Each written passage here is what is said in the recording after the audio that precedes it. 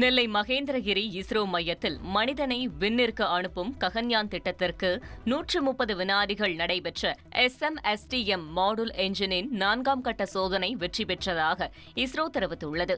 இதனால் இஸ்ரோ விஞ்ஞானிகள் மகிழ்ச்சியடைந்துள்ளனர். பணக்குடி அருகே உள்ள காவல் கிணறில் மகேந்திரகிரி இஸ்ரோ மையம் செயல்பட்டு வருகிறது. இந்த மையத்திலிருந்து விண்வெளிக்கு மனிதர்களை அனுப்பும் ககன்யான் திட்டத்தின் விண்ணில் செலுத்தப்பட இருக்கும் என்ஜின்கள் சோதனைக்கு உட்படுத்தப்பட்டு வருகின்றது. திருச்செந்தூரில் 10.57 கோடி ரூபாய் மதிப்பீட்டில் புதிதாக கட்டப்பட்ட 52 பக்தர்கள் தங்கும் விடுதியை தமிழக முதலமைச்சர் காணொலி காட்சி வாயிலாக திறந்து வைத்தார். வருகிற 7ஆம் தேதி திருச்செந்தூர் முருகன் கோயிலில் குடமுழுக்கு விழா நடைபெற உள்ள நிலையில் பக்தர்கள் தங்குவதற்கு ஏதுவாக திறக்கப்பட்டுள்ள இந்த தங்கும் விடுதிகள் அனைத்தும் விரைவில் மக்களின் பயன்பாட்டிற்கு வரவுள்ளது. முன்னதாக இந்த நிகழ்ச்சி கோயிலில் புதிதாக கட்டப்பட்ட கலையரங்கத்தில் நடந்தது.